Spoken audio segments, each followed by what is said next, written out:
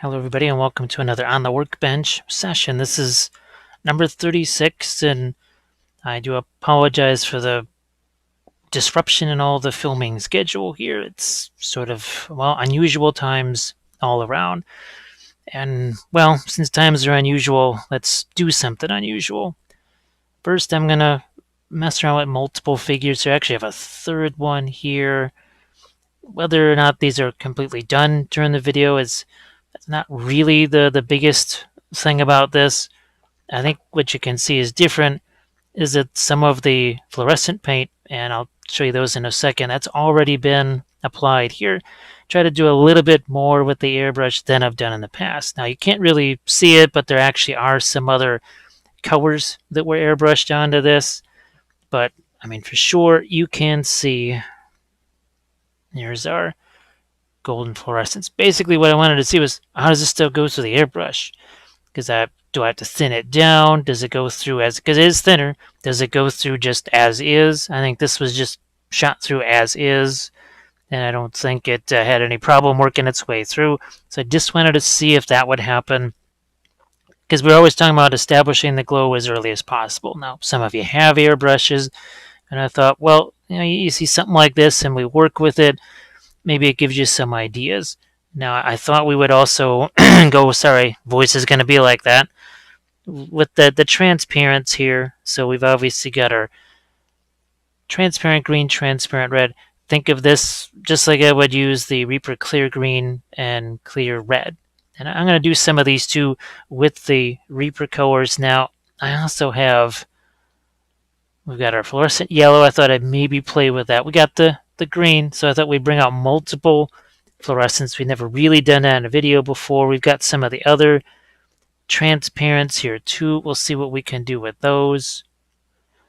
And we'll probably throw in some of the more opaque paints as well. I just wanted to keep this sort of simple. And again, the idea here, there's 3 figures here. This would be many hours long. Don't want to subject you to something that's many hours long. This is a Bones figure, and the other figures, they're Mantic. Actually, some of their new figures for Kings of War. I don't even quite know what that's supposed to be, but see, we've got some, it's almost like it's supposed to be some kind of an entity right here, so maybe we do that in a different, or we just continue that with green. I don't know. It just seemed sort of appropriate with these guys. And this sort of continues. See the reference picture off on the left. This is part of a whole group of Bones miniatures painted like that. So the skin tone's going to be similar to that. Even the colors of, say, the hair, the robes, will be sort of on the similar side. I did add these guys right here, just some, actually a blister pack or something like that, or whatever it was. Just a piece of plastic. I chopped it up, filed it down, and made it some sort of claws or whatever for.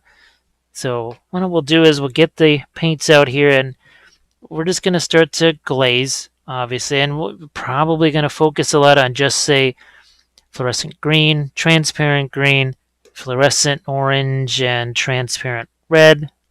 Something like this. Let's see what we can do to build off what we have. Now, that it may take a couple of stages to do that glazing, but I'll get this paint out there on the palette, and we'll see what happens. And we'll do that next.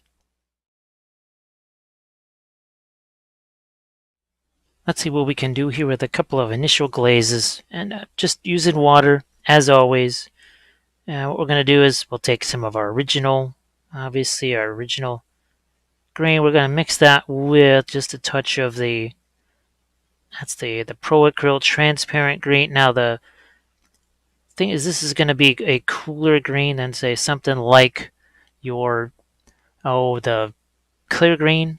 That's just a little bit more of a warmer type of a thing. Here, let's go right in here and start to drop some of this in. Now, remember, we're going to be doing more in the way of glazing, and if it gets too cool, we can always add some of the fluorescent yellow to it. We could even add some of the transparent yellow to it. Right here, I'm just doing a little quick glazing here. Now again, the reason this became a little bit on the cooler side is because we added that green to it. Now I gotta think, okay, where is this Where's the glow going to be ending? Not there. Maybe a little bit there. And then we have to think, okay, what's this going to be? Is this going to be this greenish ethereal glow too?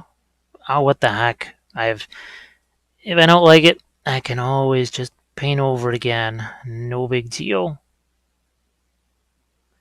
Can almost make these whole things. Was that the Night Haunts or something like that? Again, these are from Mantic. These particular figures here. So we're going to be going over this. I probably could have just taken the airbrush and gone over these things too. When I was looking at these, I saw that more as clothes, I guess, than anything else. So,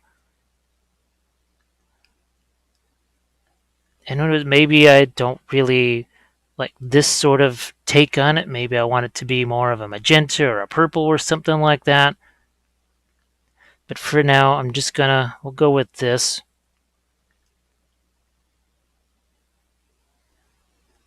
I've got, maybe in the next segment, I'll break out some of those Night Haunt figures that I did. Remember the Army of the Dead series? So in some ways, this would be very similar to that.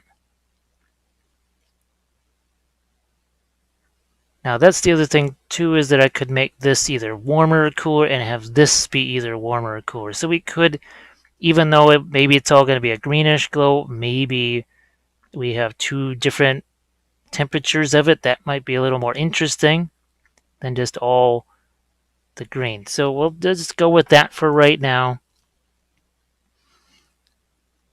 We're going to do a similar thing over here.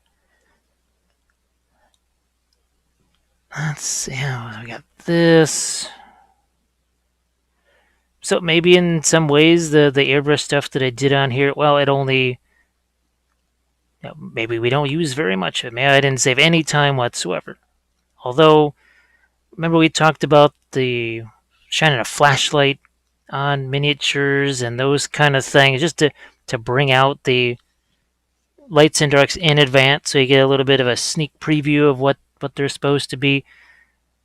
Well, in some ways, the airbrush sort of helped to do that. I just didn't really see these as potentially being some kind of a not elemental, maybe more was that ethereal, that sort of thing, more of a Twilight Ring Wraith type of it. Oh, actually, that's something that I will be painting on some videos now, because we got some of those super rare figures. At least a few of those were found, and I'll do those in Patreon videos. Those should be very fun. Let's see, maybe the whole thing, this is maybe more like the Army of the Dead, where part of the figure is ethereal like this, and then the rest maybe has somewhat more of a corporeal form. Now we're going to leave those alone. And I got a couple of containers here, because what we got to do is, obviously we got to get some of the green out of this. Now I could just use a different brush, but this is I think it's a number 8 round. It's a different brush that I got from Hobby Lobby. You can see it's very similar to the, well, what used to be green handle, which is now gray handle, I believe. Okay, I might have a little bit of the red there. It's going to be a lot like what we did with the green. And we'll just pop some of this. Now this one here, just by the nature of the sculpt, you can see there's a lot of, what would you say, it's pretty well set as far as where we'd want things to go. That's the one thing I thought could happen using the airbrush like that. And I said, this is really more experimental than anything else. The idea is to take some of things that I've done in other tutorials, maybe bring them into this. Like here, this whole area should have been hit with the airbrush, but it really wasn't, because it was kind of too hard to reach. And you've heard me say many times, I've been asked about that. Well, why not more airbrush stuff? Why don't you use it more? once you get into having to mask things off or clean the airbrush a bunch of times between colors or be constantly changing air pressure and all that, the efficiency of it drops exponentially, and it soon reaches a point where it just doesn't matter anymore. I was reminded again as I was painting some terrain and those new terrain tutorials that I've got going on, that for me the airbrush is always, if you're going to use it for painting something, and of course can't make the air quotes here, but if it's going to be more about actually painting something, well then that's gonna involve these guys, hairy sticks. It's not that I hate airbrushes or anything like that.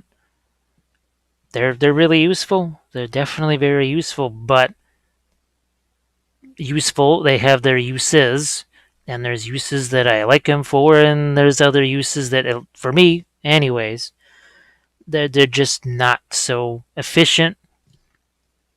Let's see if we can get a bit.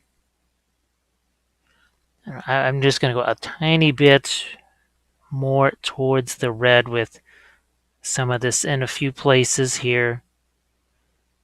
Now we're not just going to be using the transparents, as I said. I might even bring in some Reaper paints. Who knows? I'm not dedicated to any one line of paint. I use what I need when I need to use it, and that's just how it goes. There's paints that are easier for me to get than other people. There's paints that are easier for other people to get than me. It depends on where you live, and right now, no matter where you live, everything's tough to get. So I will try, if possible, to do. Well, I obviously still got oil things to do here. A lot of stuff's going to be happening. It's just the losing of a Adepticon. That was a massive, massive shock to the system, basically, and it has taken weeks just to get out of essentially the disaster mode. Now you can see we had a little bit of transparent brown there. That starts to already make this a bit of a darker tone on our glow. I don't want to lose this bluishness here. That actually did take some bluish paint and do that part.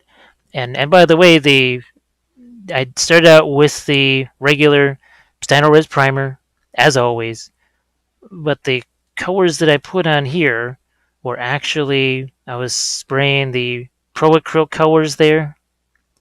That's another thing. I think you saw that again in the terrain video where I was trying to say, okay, how do things like the Pro Acryls actually go through an airbrush? Is that okay? Is it Is it, do you have to thin it down? How much do you got to thin it down? So these are all questions that I'm just gonna explore here and there. It's not a huge focus for me because, like I said, airbrushing is never, ever, ever going to take over the brush painting because it's what I do. For other folks, it may make much more sense for them to use an airbrush for half things. Sort of like the oil paints. Remember, I always say that for the longest time, or at least initially, I thought the oils were going to be used for at most half of the miniature. If I was lucky, 2/3 of a miniature. And then I found that I could paint the whole thing in oils. That was a game changer, and the only way that game changed is by, well, trying things.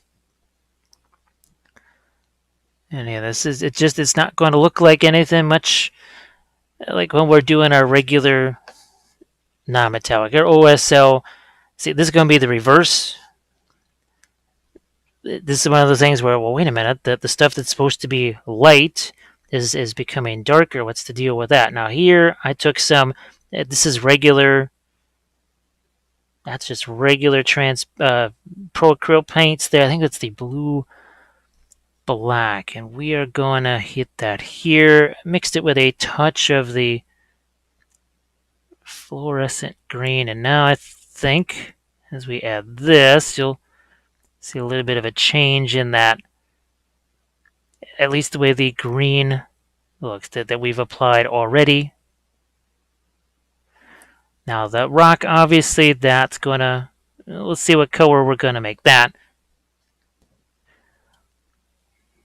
But again, doing this in as much of a glaze as possible here. And as always, it's those initial stages, it just doesn't look like a whole bunch of anything.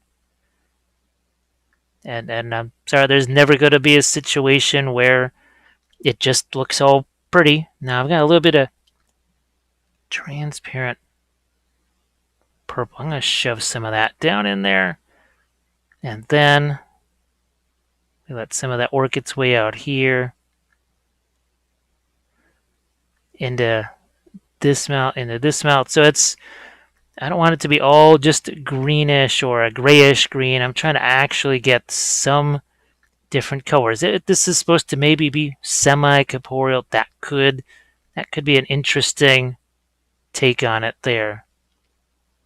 Also, potentially let's a little bit of source lighting happen from our flaming heads. Now I do have some of my sponges. I will grab a few of those. Take away some of the extra. Remember, it's one of the advantages of the clears and these transparents is that you can do stuff like this. It really does not work all that fantastically with the, oh, what's that stuff? The contrast paints. Yeah, it doesn't really work all that nifty with them. So here we got transparent black and that blue-gray, and we're just gonna get down into this here, and we'll just start to make that a bit on the darker side, like you do.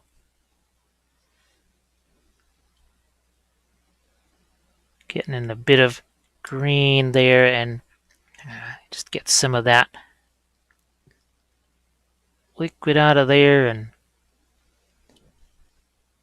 go back into my, I see here's another area where I just kind of went oops and didn't really think about that. So that's kind of the advantage of this approach as well. I didn't really see something at first, but look what's starting to happen here. See how this is starting to blend together just by itself.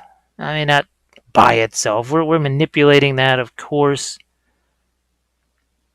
See, we're getting a little bit of a blend over there. It's almost like it's oil painting. It's a little bit of wet into wet, you could say. Here, that's it. This is just transparent brown, transparent black. This kept the bases relatively simple here as we went with just cork. With this, and there's some, this is the bulletin board cork here for the larger rocks. There's already so much going on with the figure. It's on a really tiny base.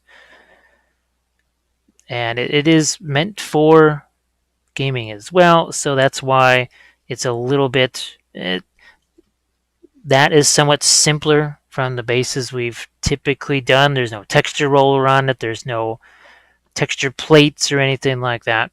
But between the glow and just the fact that you've got this guy sitting on top of it, I think that already, I mean, there's a lot of things going on here. There should be enough interesting things between the miniature and the skulls and the lighting, where the base doesn't have to be like a 3-story whatever. Okay, so let's compare this to our other one here. So let's do the same thing on this one. Boy, this is probably the most you're going to be seeing me cleaning a brush in quite a while. So let's do a bit darker on our greener, just trying to fire up a little bit of the moisture into these again. Then we're back into our blue-gray and transparent green mix. And all of this, yeah, see, I kind of like that. That could be fun. Now, what happens maybe is that this also has more of an interior glow. So maybe instead of that being that darker purple, maybe it gets its own interior glow. Like I said, at this point, none of that has been determined. It doesn't really have to be determined. Not yet. And that is, of all the reasons for this man, try to give you a lot of reasons why. Okay, well, what's the deal with it? Why does he do that instead of this? And it's not always maybe as clear in some videos. Sometimes I think it becomes more self-evident. Like this right here. See what's starting to happen. It can be hard to find just the right miniature for the right tutorial to basically say here is why we do this, or this is my rationale for why I do things this way. I always try and find the best miniature for that. It is a whole bunch harder than you might think. So here's some of that purple again. Where are we at here? Just gonna throw that in there. What's gonna... Yeah, let me see if I can. Yeah, I'm gonna shed a little more light on that subject. Quite literally. I'm gonna go... Let's see what we can do here. Now there are some... There's a creature caster figure that has... I think it's Lord of Metamorphosis. Ah, wow. I actually remember the name. How did that happen? But it has sort of a structure like this, and I thought that could make be a real interesting tutorial on something like this. So this is actually, it's even a precursor test for something that is still in the works further down the line.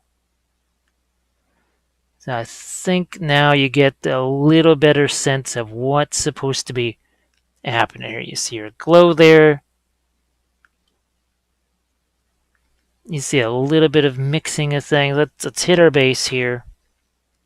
It's going to be the same as the other one, the transparent brown and the transparent black. We'll just boom, like so. Nothing fancy. We'll do a couple of more glazes on the bones figure along the same lines as what we've done here with these two guys.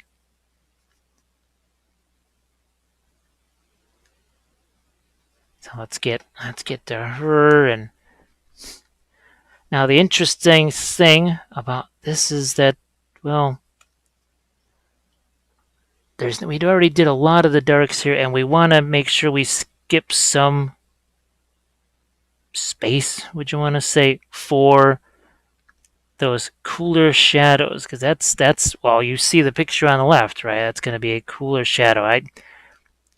Maybe I'll throw up an Army of the Dead reference picture too, but I don't know. I think you can see where we're headed with the two greenish ones.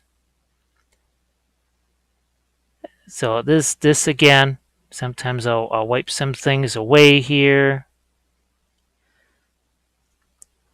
Where are we at here? And you can, as I get a little bit further away, the glow begins to just dull.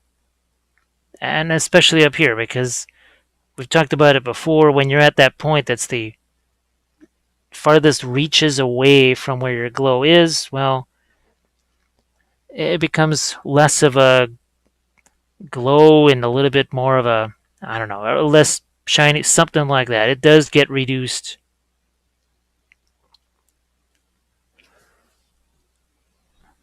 I'm just going to hit this. And remember, we can go back and reestablish some of the brighter stuff too. That's why it's essentially an initial glazing / shaded base coat, but it's for object source lighting. A little bit different. I realize that. And of course, I had a whole bunch of other things that I was going to be working at during this time period, but all of that just was it just got all nuked. There was so many cancellations and other things, and basically commission things had to be done immediately, just in the short term. And the idea was if I could just get past those, then it actually does mean I can get back to these type of videos again.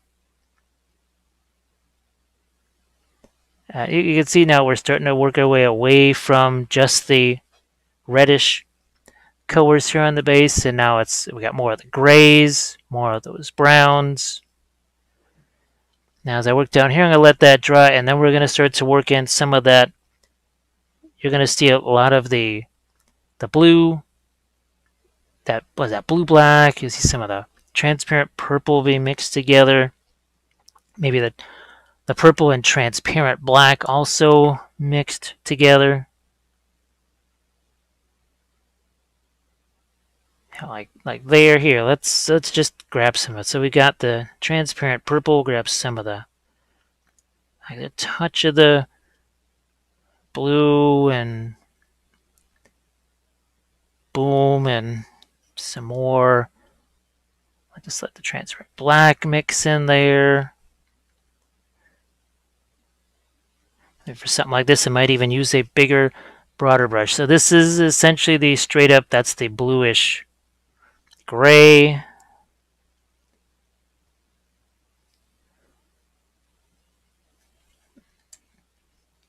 And I really, like I said, I don't care that some of that mixes in there. It doesn't matter. Now I do have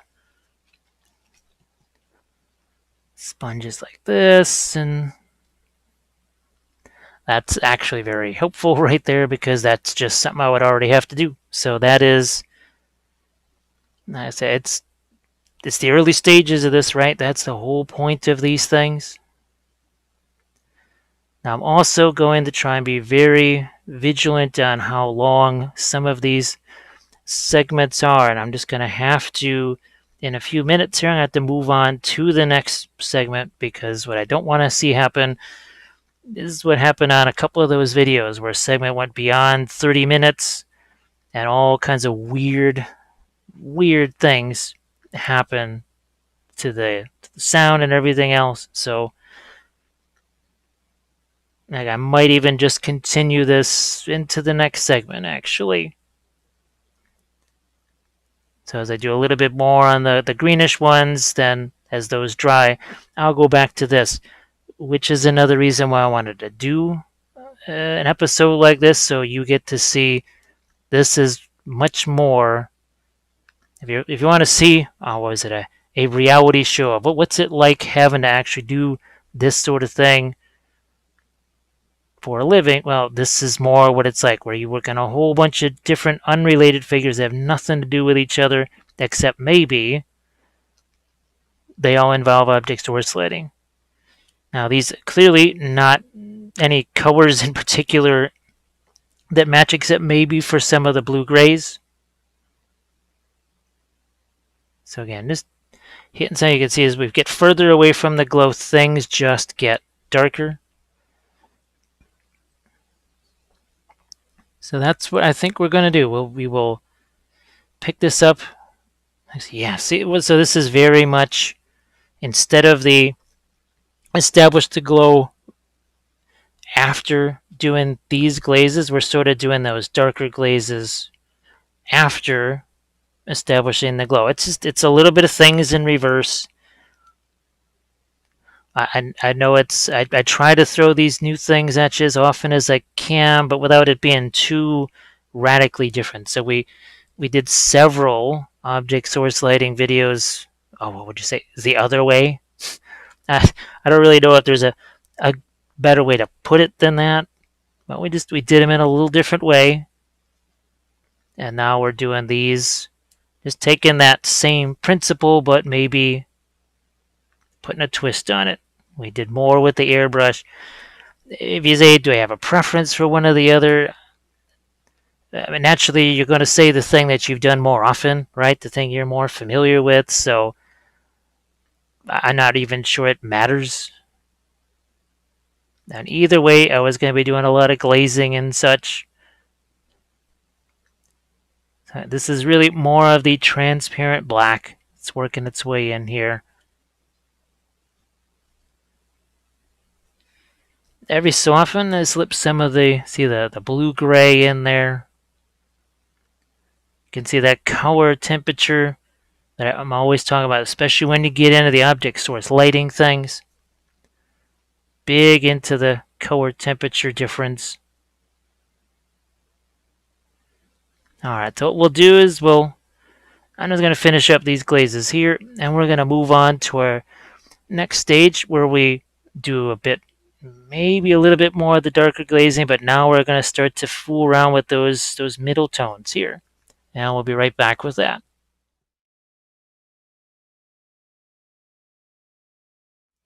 We talked about fooling around with some midtones, so we've got a few of the opaque lighter colors. We've got the pale bright green, pale yellow. Those are your creature casters. I did just throw out the clear yellow, maybe just as a direct comparison. We'll see. I'm going to get some stuff out of the way here now. One of the reasons we've got these two is you can see we got maybe a warmer between these two of lightening up the green, and then something that's cooler, because we're talking about having a couple of different, maybe the skulls have the warmer light, and then something along the lines of the figure itself, I guess you'd call it. That's going to get more of a cooler green. Now remember, if we use that pale green, that is going to get us more opaque, and it's going to be just that much lighter, that much faster. It can actually make a color that is relatively translucent and make it pretty darn, we'll just say, opaque really fast. And I think you can see what's happening here. We're kind of focusing on the interiors of some of these places.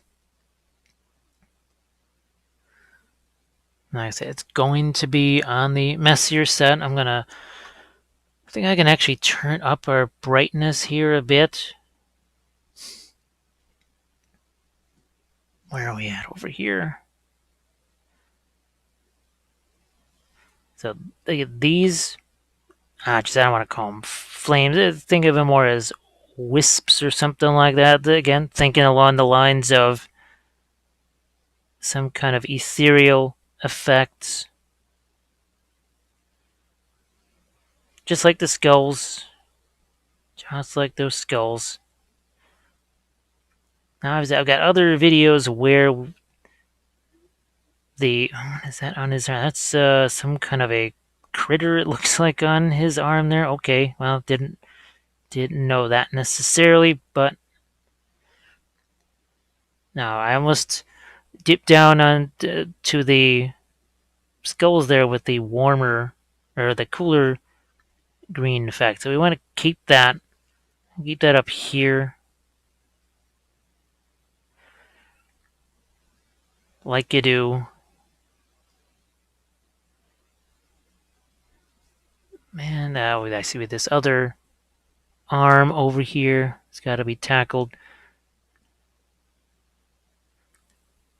So these guys here, let me see if I can find. I just kind of forgot to locate that for you. Yeah, it's like one of those, I don't know where that is. It's just too hard to reach right now, so I will reach for it at the next segment. I promise at some point you'll see it. I think that one had a little bit more along. It was more like the Army of the Dead, and that it had some weathering on it. So here, I'm going to see what happens when I make the interior of that be glowing instead of purple. Now this one here, I still got to wait for that to dry down in there. So that's going to have to wait. I'll just have to wait a little bit.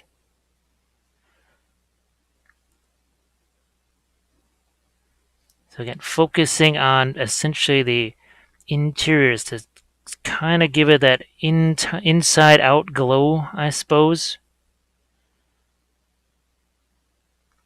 And believe me, that was not the intention whatsoever here. No, nope, no. I'm gonna go over here, mess with this one with this the cooler stuff first, and then we'll go into the warms. And what I think I might do is just leave the other one for an entirely different segment, maybe, and we'll focus on these a little bit more. Like I said, I've got to get in the habit of, for whatever reason, for the longest time, it was okay to not have to worry about how long the segments were. And that just could be some bizarre thing with other machines and not this one. But there will be, I'm going to have to just make sure that I keep these things only so long. Even in the old painting pyramid days with a regular video camera and just recording it, every so often, however, based on however many megabytes it was, or gig, really, it was really more gig than megabytes, it would just automatically break up the file. And where it broke the file, the picture was fine, but the sound, every single time there was something weird that happened to the sound. And there was nothing I could do about it except physically keep the segment shorter. And I may have to just start doing that here, but you can see, look what's happening. We're starting to get our glow in here, but like I said, that is going to be a different temperature maybe than the glow from your skull. Now what's going to happen is there's going to be need for back here, and I've seen this a lot, where all of a sudden just magically there's a glow here and what's underneath it is all dark, and I'm not quite sure why. So we are going to reinstitute some light over here. That this is talking about multiple light sources. I'm not even quite sure. I've already tried 3 different titles for this. That's the short version. This could be the episode of a million titles, because is it okay? It's object source lighting, but is it about testing the airbrush stuff first? Is it more about glazing the lighting in? Is it more about multiple light sources? It's about multiple color, multiple light sources, multiple choice. Maybe that's what we'll just have to call it. Now, I guess I never did get a chance to print up the stickers for Adepticon. I suppose that's fine, because I think we'll just be waiting on stickers for next year, for 2021. There may be a lot of stickers to print out by then. Just think of how many we've already come up. Just on average episode, we come up with seemingly 2 T-shirt or sticker ideas. Oh, and then I'm more of the pale green. And even this is sort of a mid-tone right here. This looks super bright right here. The only reason it does is because we were able to get, and that glaze is a whole lot darker than it looks. Now, I can tell you too, that is something doesn't happen with the Reaper paints, but with the Creature Caster, I think, because 2 things: formulated to cover really, really insanely well, but also being super matte. They can, oh, what am I trying to say?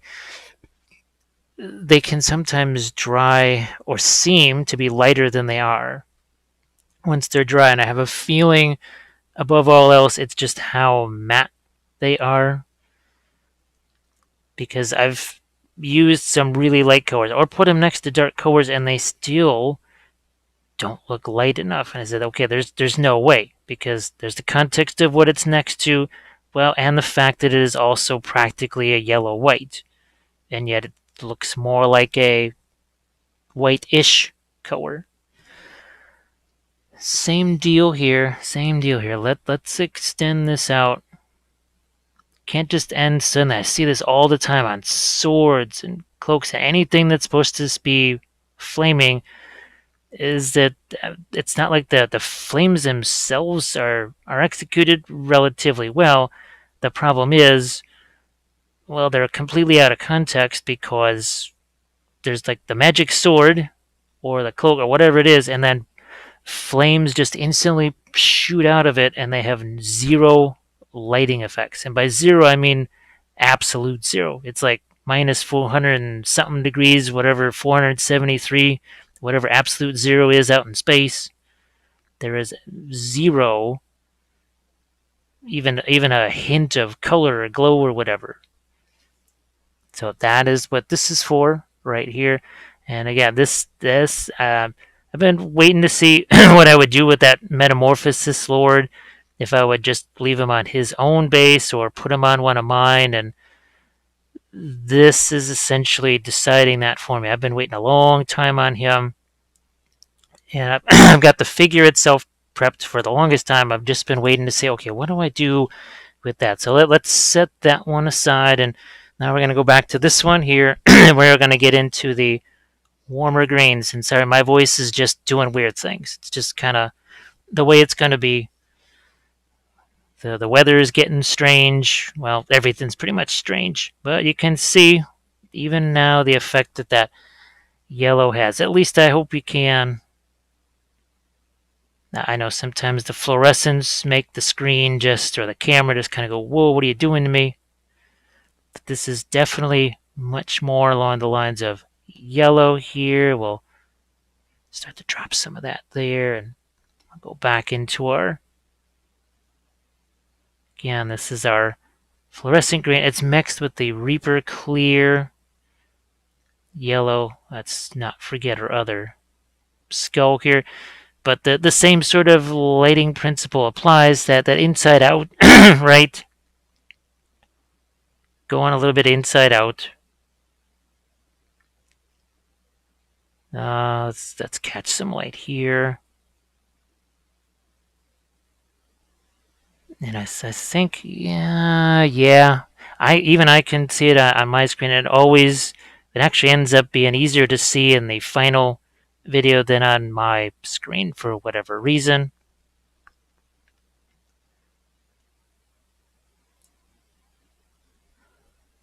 So this, you can see I want these to be a little more dominant than him. So he is ethereal, but yet not necessarily a light source. But did I just come up with a different title for this? So ethereal versus light source. Ooh, that sounds good. Boy, that is about 100 miles away from the original intended purpose of this thing. That the whole purpose was to show you that airbrush stuff. I've already completely lost interest in that. I'm really more interested in this being. Oh yeah, see, so here we're imposing. This is the other thing. If I make the ethereal nature of this be somewhat subdued, a little bit darker, it means that I can impose a lighting effect over the top of it, which I can't do. Because how many times have I talked about, okay, we are going to do some object source lighting here, or reflected light, and yet that reflected light it can't be as bright. Or if it's a reflection, it has to be just not as intense. It has to be more grayed down. And by grayed down, I say, okay, if it's red, it's somewhat more of a dirty red. Maybe it's got a little bit of green mixed into it, or blue, or something like that. Something to just make it a little bit less straight up red. Yeah, see, look at now we're starting to work in some of our basically middle tones here. Now it's maybe this starts to look a little bit more like what you recognize. Just the origin point was a little different. That instead of starting out with anything like this. So yeah, okay, so instead of starting out like this with that sort of semi Xenothal thing going on, we start out with a little bit of color on it. And you say, okay, so what put the idea in your head if you like the other thing so much more? What's the deal with that? You say you'd rather just use the brush. However, I will point back to my little statement about, remember I was doing the terrain. Well, the airbrush was already going. I was already priming stuff. Since I'm already priming stuff, and I'm already painting terrain, like you saw in that one terrain video there, well, why wouldn't I just throw these out there too? And say, okay, well, I'm able to get this extra color on the terrain.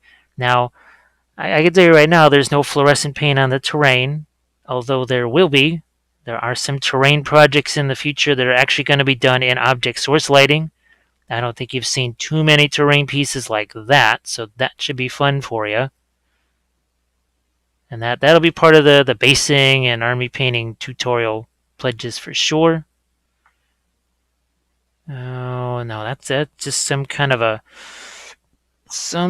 critter. I don't know what the heck that is. I guess I could maybe. There is, I think, like a unit card that goes with these, but again, I'm not.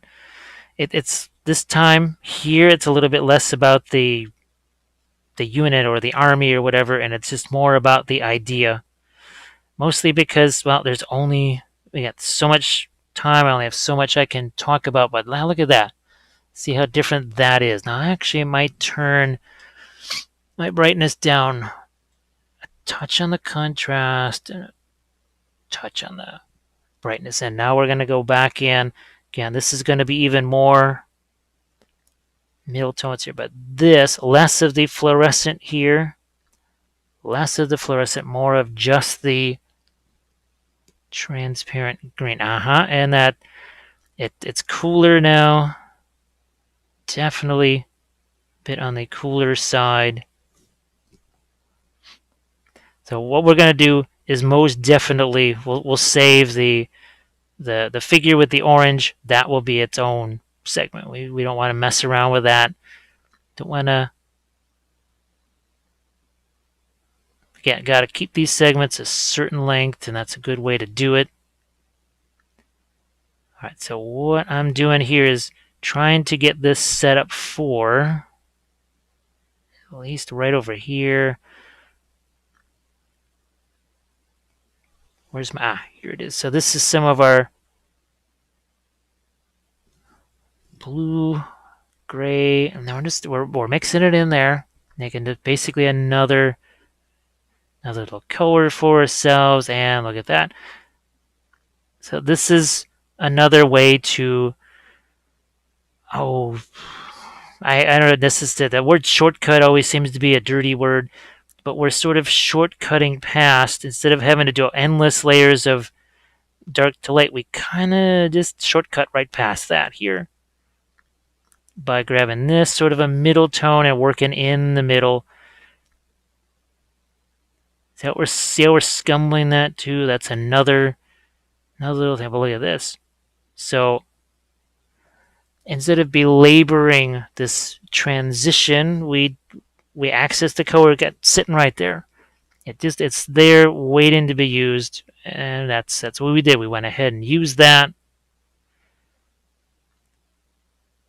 because it wasn't all that long ago that I would have just gone one layer progressively lighter over another, and there was a point where I realized, well, wait a second, if I just went directly to the middle tone and work those out between each other, life would be a lot easier. And you're seeing now I'm even.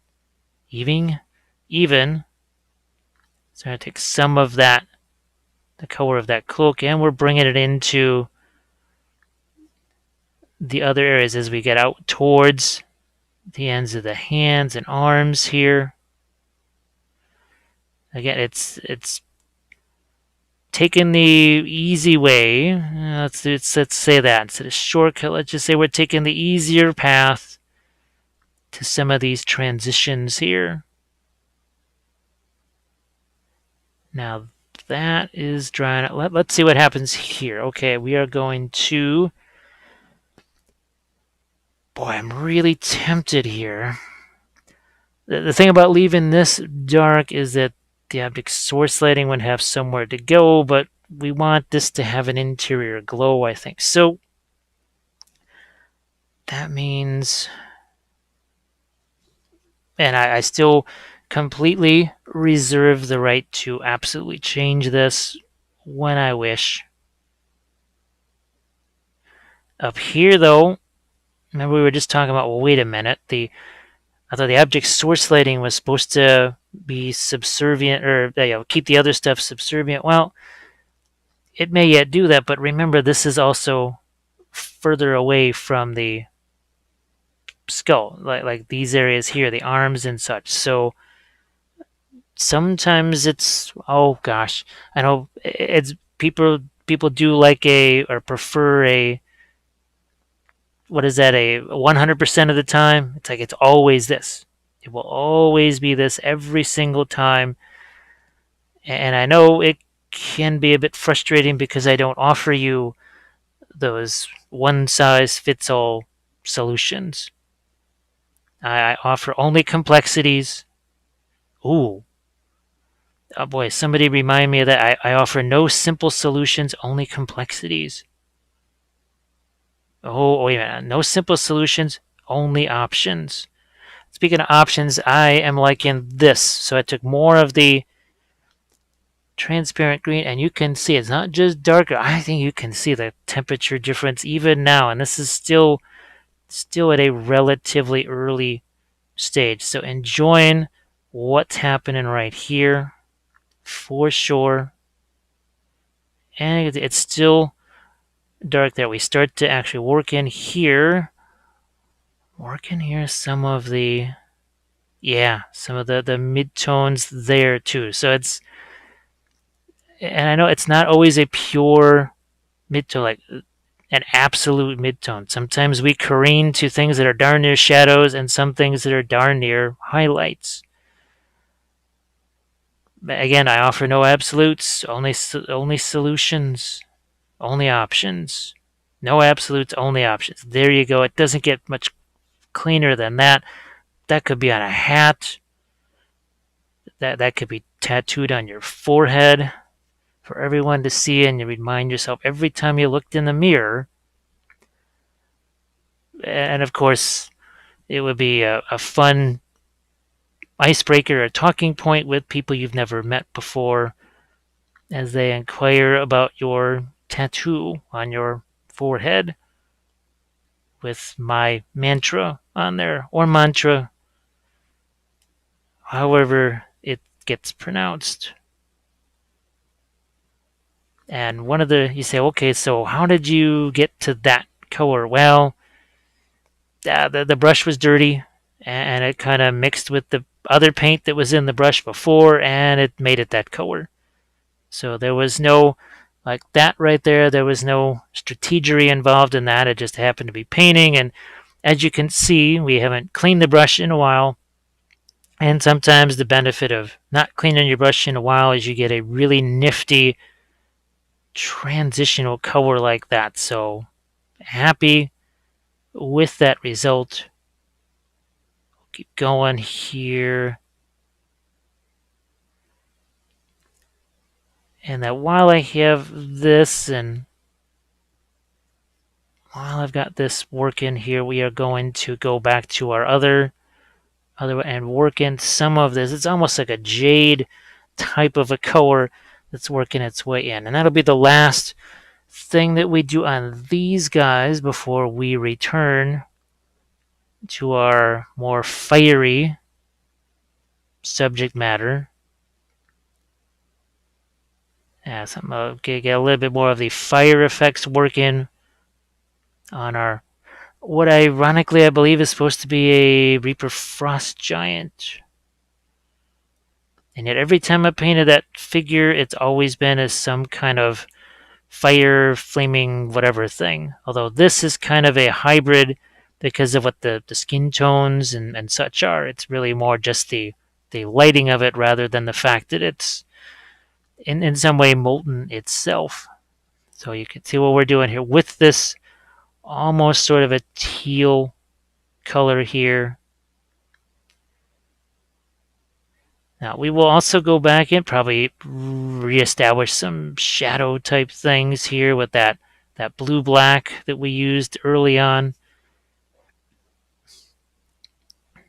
Because remember, we're not going to be shy about working back and forth. So here I did grab a bit more of that cooler green. Oh, let's just wipe some of that away. Why don't we?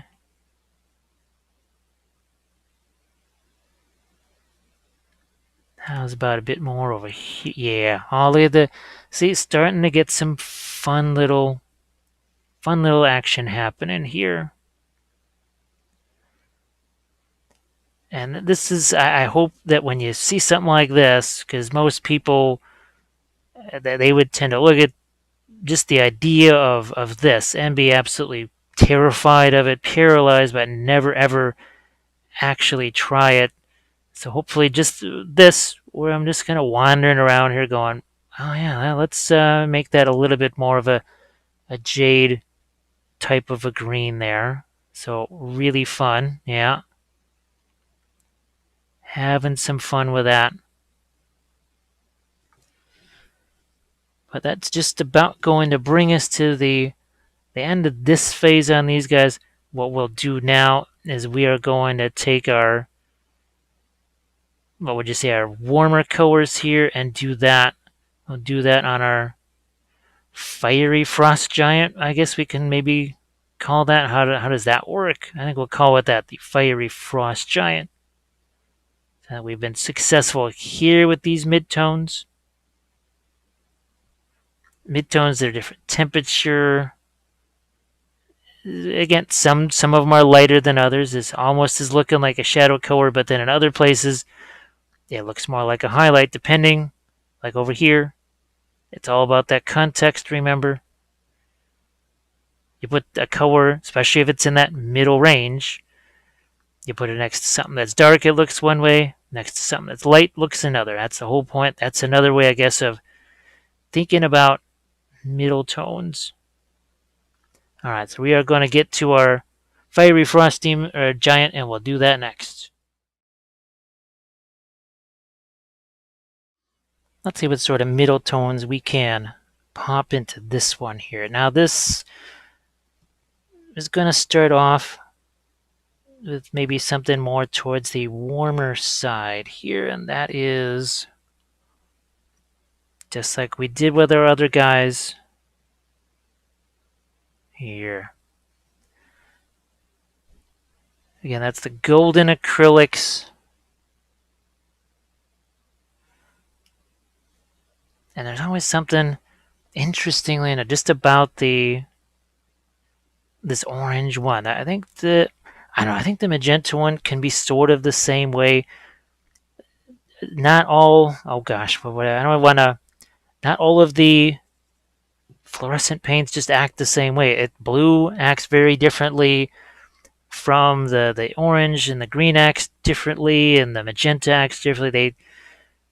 They clearly, to make a green or a magenta or whatever, there does have to be some kind of difference in that chemical content, right? Now this one here, we will not be working on the entire thing. I'm just going to try and show you the most vital areas here. Now, I think at this point it does start to resemble much more the approach that you're used to. I suppose you asked, did it save any time? It's my initial, if you just, an initial reaction would be, well, no. But then this is not a method that I've, well, used very much, if at all. So familiarity doesn't just breed contempt, it breeds a lot of speed. Because when you are used to doing something or used to a certain thing, you don't have to hesitate at all. You just kind of know where things go. You just do it and it's done and that's it. You can see how much we've mixed in terms of the red into that.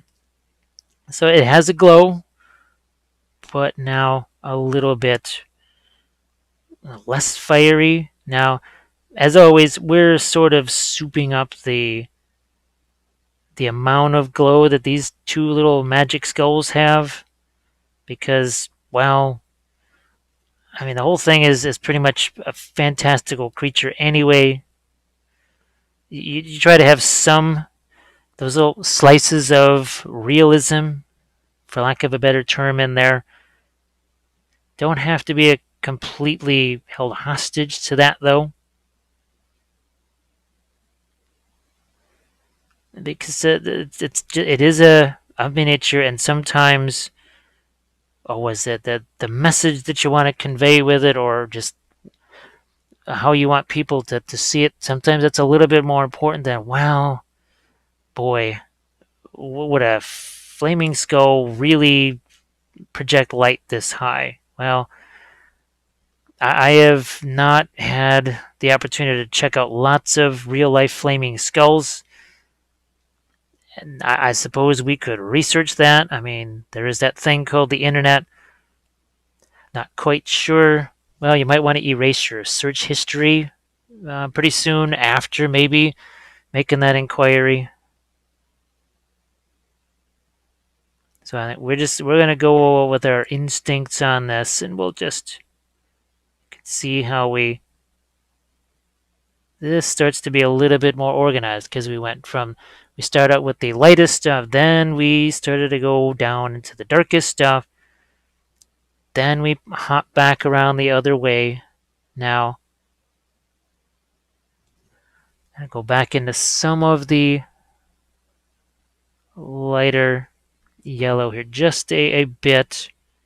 I also want to get into the some of those blue grays in these other areas over here. Now that's going to be a little more standard, right? It's going to be mostly well, your blue gray. We'll throw a little bit of purple into that, maybe a bit of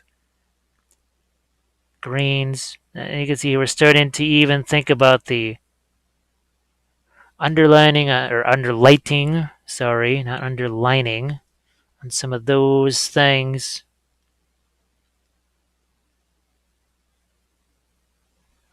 Keeping in mind that the main property of I almost called them turbo dorks, the golden acrylics, the fluorescents there, they are going to be thin.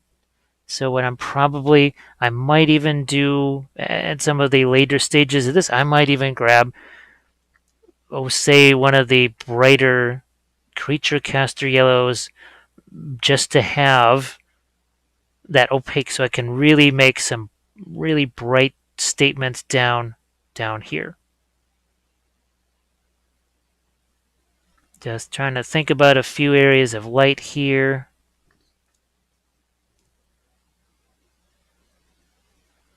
We'll do some of the. I'm not going to be too worried about all of these scale things here because you don't need to see me painting a million of little scaly things on the armor. That's just not the point of this whatsoever. The face is an important thing, and we've got, as you can see, there's a bit of a transition there. We've got some of the lower half here and this side which gets more of the light, and the other side that's basically darn near blocked off. So you almost have two separate faces here in a way. So we certainly want to get to those. But we are also, yeah, see how we're starting to. Now you'll say, well, gee, didn't you kind of have that already with the airbrush? Ish. We had it a little bit. We had hints of it, but and nothing that anywhere near what this brush can provide control wise, where I can really be super targeted in there like this. Just so much easier for me, and to have more depth within that targeted area. Not quite sure you'll get what I mean by that, but just trust me. Just go with it. Just run with me on that one. Now I'm gonna get more of the clear yellow there, because believe it or not, as light as that all looks on screen, it's going to actually get lighter where those skulls are for obvious reasons because, well, we want to be able to go lighter onto these things too. And as you start to pick up those guys, some parts of the chain. Then all of a sudden, where you didn't really have a whole lot of anything, you're starting to see things emerge. Just more and more of the figure starts to emerge. Remember, it is like we are sculpting with paint, but here, boy, we're sculpting with paint and light. We are sculpting with multiple things at the same time, which is really interesting because we're working on something that's 3D. It is in 3 dimensions, but we have to create more depth within those dimensions. Now, another thing here is some of this stuff is still wet, so I can only do so much here. And like I said, I don't want to be making you wait as I just paint tons and tons of these little guys here. I do want you to see the effect that at least painting some of those is going to have. Oh, let's get the underside of that chain there. And I guess we also have to keep in mind that this is a bones figure, so the detail is going to be, well, would you say, somewhat on the murky side. That's just the nature of the beast. That's kind of how it is. It's bones after all. We do what we can. Looking to get, see some light there. So that just would have been in its location down there. I mean, what would I had to do? I would have had to mask off a bunch of stuff. And by the time I've masked stuff off, cleaned off the airbrush, and believe me, when I say that I have used an airbrush for a very long time, I painted dozens of 2D art pieces with that airbrush long before I ever even touched a miniature. And there's even when I was doing things in 2D, there were times where I just said, the heck with this. I'm not going to do this part with an airbrush. I don't want to have to mask it off. And it was really easy to clean because I was using watercolors. You can't get much easier to clean out of an airbrush than watercolors. And there were still times where it was just worth it more for me to actually do some kind of detail with a colored pencil as opposed to even using a brush. That's just how it goes. So we see we got some brighter stuff in there. So yeah, we will go further from that. But what I also want to do now, I get this thing clean out here. And let's go on the other side with the time left in this segment. And we're talking middle tones, right? We're going to take this pale green, mix it with that blue over there. And you'll see this. That suddenly starts to change just a bit. And it's going to start out more as a general thing, and then we'll start to change the skin tone a bit from something that almost has a bluish look to it to something that's a little bit more on the grayish side. Also want to sneak a little bit of purple into some of these areas too. But up here you can see, well, that is not going to catch any of that firelight, so we want to get some difference there. So some more here. And I'm not even going to bother with the stuff on the back here. We're going to focus on this whole side right here. Going to get some more of that pale green. And let's go back to our pale blue. And let's do some more of the skin tone. As we know, the skin tone does have to actually be lighter if we're looking to match those other previous ones that we did. Okay. Where are we at here? Okay, good. And the other thing that's going to happen too, when we do this stuff on the face here, it will really change how our light source looks. It's not just the fact that this is maybe lighter, not just the fact that it's cooler, but I mean, saturation level in this thing is a fraction, I mean, an absolute fraction of what it is just on the other side of this thing. That's a huge difference right there. Major difference between the two sides. And I think now you can see how that there starts to play out a bit. So like I said, we are just going to focus on these areas over here because I think they just have the most impact. Right, this back here, like I said, I'd love for you to see the entire thing, but then this would be a 5-hour long video, and we are not doing that. I don't have time for it. You don't have time for it. None of us has time for it. I'd love to have, some non-metallic there. Don't have time for it.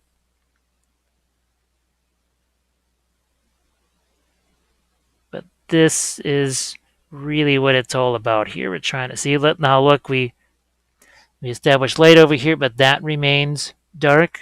So think of this as almost reflected light, but now the reflected light is a massively different color temperature. The reflected light is very much grayed down. Now this is going to be important here because you can't really count on too much of the fire stuff hitting here. And even there, and even up here. And this is where we're going to have to go back and forth with some of our more lava type colors and such. Our fire colors, but see, look at what that's doing there. That really does change this around. Now I am going to go away from the greenish color here. We're going to add some of, that's the pale yellow, and even a little purple sneak its way in there. Because remember, we're trying to work the flesh tone a bit away from that bluish color to something that's a little more on the greenish side.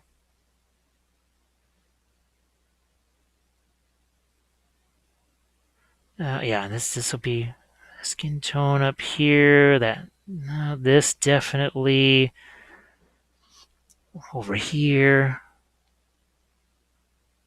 So what I might do for some of the metals over here, I might actually take that pale green, mix it with, say, that transparent black. Take some of the pale green, maybe even mix it with the purple. Because what happens when you mix the purple and green? We say it all the time. You get yourself a gray. But depending on how much of one or the other you've mixed in, you have a different gray. Different sort of gray. And this is where we continue to sort of enhance some of the source, or our non-object source light, our reflected light, or ambient light, maybe even ambient light. I am going to actually go back to some of that blue and that. Now again, we had this originally, basically with the stuff that was airbrushed on. Now we had that already, but just because of what we did with this, we had to actually restore some of it. It's like I said, it's either mask off a whole bunch of stuff and spend a ton of time doing that. It's an either or thing. More time cleaning the airbrush. It really is. In the end, it's your personal preference. It's what matters to you. It's what you're comfortable with. There's certain water effect methods that people absolutely love, and they are committed to those. For me, they're either not quite so practical for a couple of reasons, maybe timing or whatever, or I've tried to do them and they're just too difficult with how I have to do things here. For one reason or another, I said that's just not how I'm doing water effects. So maybe, well, no airbrush aside, Some folks may see this and they go, no, no, I'm just rather just do the brush thing. I don't want to have to screw around with airbrushes and all that masking stuff that he's talking about. I don't want to have to deal with that either. So see, there's a case where the so-called regular skin tone doesn't have to necessarily be that much darker to create a shadow. It's creating a shadow more by color temperature and color saturation than anything else. Now let's get ourselves a bit more skin tone there. And with these, I actually do a little bit more of the finger painting, even though than I do sometimes with the Reaper clears.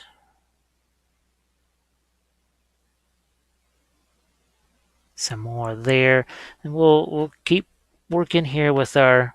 Again, we're trying to change that color. I add a little bit of purple to that.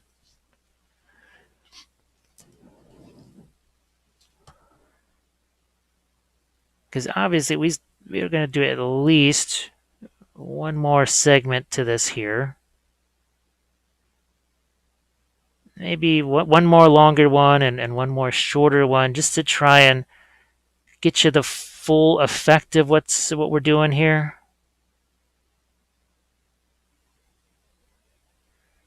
Here's a bit of look at that, and you can start to see that's starting to get a little bit of purple in it. That is some of what's in the skin tone of what you see in the reference on the right. There was also some blue in there. So what I will be doing is probably taking some of the transparent blue. We'll bring that out too.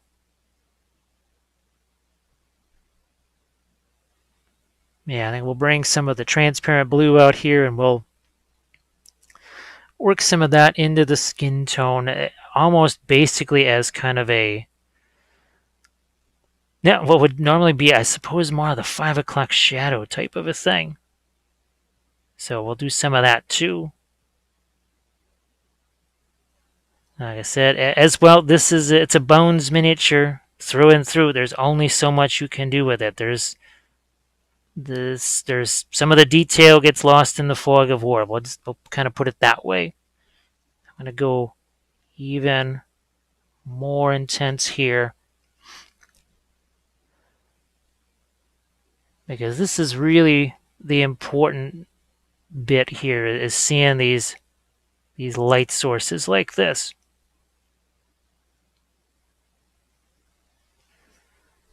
I think now, see, you can start to see the difference in that color temperature. I'm going to go back into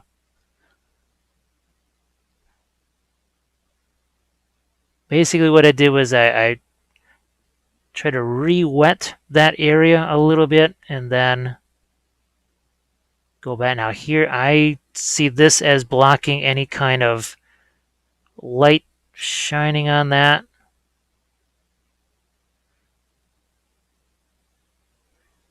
Like I said, this is where, to me, this is where it's really fun is just, okay, now over here we're going to have a different sort of lighting, and as you work your way around this, then you spin around and boom, then you're hit by all of this really fun light source here. So I do hope that this makes it a little bit easier for you to try these kind of things for your own stuff. Because I think you could have a whole lot of fun with this. Is it like anything else? Everything is like chess. I mean, weathering is like chess. Basing is like chess. Object source lighting is like chess. Uh, Skin tone is like chess, and chess is like chess. Oh, it's this. I think this will be some of the last touches that I'm doing here. Again, we're not trying to do this all the way to the end on this just yet.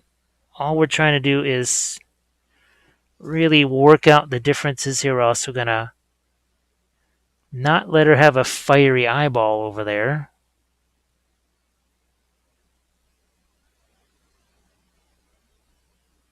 Yeah, get her teeth in that different color. This is certainly not going to be that fiery tone.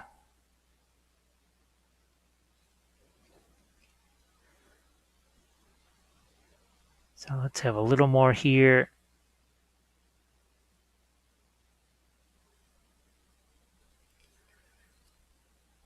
A bit more over here.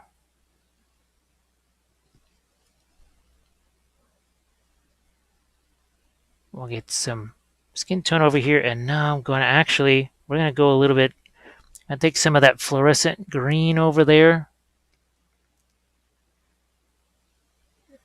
I'm going to have some of that work its way. This is what I'm talking about, that bit of a color temperature difference, right? It was kind of at the last second here. We'll play around some more with this. Probably in that final segment over there that I mentioned.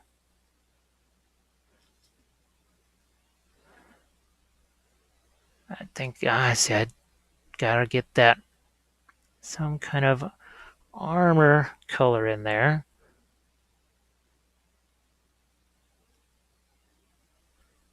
Constantly that balance. You got skin tone, armor color, there's a leather color. But as I work off of that other reference picture there, you can see there's a theme that I've got to stick with. Obviously, those other figures, smaller. They were just single small figures, and we've got a wee bit of a more complex giantess type figure here.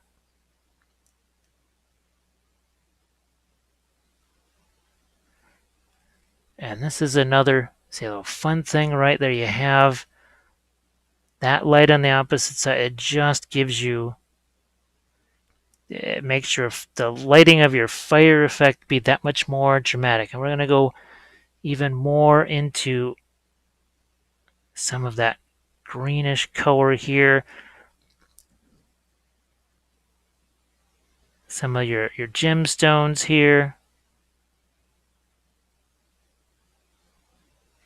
And I think, and the hair, we're going to try and get some purple in that here too. So that's, maybe you'll see that. But okay, I think that gives you a fairly good look-see at what we're trying to do here.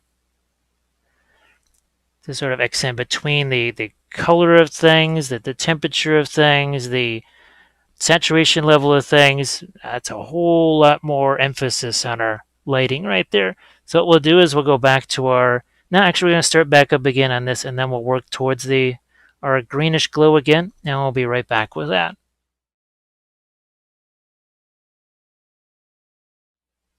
Okay, so you can see that we worked on I'm just going to turn down the brightness a touch here. Did stuff on the face and these gemstones. Yeah, it would have been neat to show all this stuff, but again, would have just taken a really, really long time. And the focus of this is on our object source lighting. Now, actually, I've got some of the orange and the yellow fluorescent. We're going to get down in, especially into this area, because that's kind of our last, at least as far as the object source lighting goes, that's the last of our intense areas we've got to do, and that's why we're working down here. So again, that's the golden acrylics, yellow fluorescent there, and you can see the areas that we are focusing on here, just right at these tips. It's, think of it in terms of non-metallic. Now, of course, the metal surfaces are just bound to catch more of these points of light than, say, something like cloth or skin, or I guess a more absorbent surface, for lack of a better term. You can see we're trying to get ourselves some highlights on these bits of armor here. And I can still go in here if I want to increase the opacity of that. I add a little bit of that, what was that? I always call it lemon yellow, but I think it's actually pale yellow. But because that is going to make your orange a bit more on the pink side, you're going to want to just add a dash of that fluorescent yellow. That's one of the main reasons that it's out there is to actually keep that from just a little bit of a pinkiness to it. I know it's kind of hard to describe. Here, let's get ourselves a few little brighter highlights here facing down towards our flaming skulls there. We're going to add a bit more orange there, and now we're going to... I know it on screen those just look just flaming bright, but just in person here, I can actually go a little bit heavier on those as far as making those lighter. That's what we're going to do here. Again, focusing on the areas that are just really, really, really close to that light source there. And we're not going to spend forever on this because we want to get back to our green lights. But you can see here on our gemstone and these other little points that stick out. That's really the thing that can make your object source lighting really stand out. There's some figures that, to be honest, they may not actually be all that fantastic just pose-wise or sculpt-wise for OSL. But again, maybe let's just have that conversation here. I know we're working on a bunch of other things, but when you're assessing what you want to do with a figure, I don't know how people just get kind of paralyzed by it anyway. They're looking for that moment of inspiration, that grand idea that doesn't always show up. Actually, one little thing about that, I know we're doing tangents from tangents here.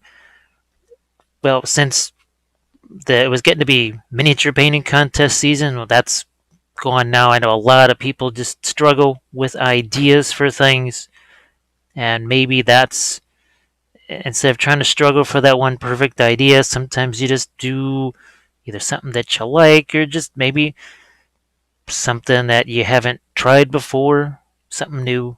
Like even it was a new thing, trying the airbrushes in this way. But like I said, stuff like with all of these little things, even these guys. So let's say if there was a light source back here, there's plenty of fun shapes to do the lighting on. Even this right here, imagine some object source lighting on those, the scales over it. That would have been really, really fun to try something like that. So we can, like I said, the more you do things like the object source lighting and the freehand and the metal and all these other techniques that sometimes get people a little antsy, instead of it being something to be afraid of, then it just becomes something that's more of an opportunity. I know for me, okay, idea wise, and I guess too, you have to be alert that this doesn't become a default mechanism. But for me, let's say if I'm looking for something that's just to make something different than what you would normally see. It doesn't matter what it is, space marine, heck, even a bolt action figure. For me, one of the main ways I would try and just get something to separate it from maybe something that everybody else does, or maybe something that shows it as a signature thing of mine. It's just object source lighting. It's something that I really enjoy. Now, like I said, not every figure works for it, and it tends to be figures like this that have all kinds of juicy details. I'm not sure. Maybe a Nurgle figure might work, or an Orc figure might work, or again, something that has a lot of large, broad surfaces. Maybe that doesn't work. I'm not quite sure. Maybe something with it just it's nothing but a cloak. Well, yeah, you can light the cloak, but what's fun here is it's all these little surfaces, right?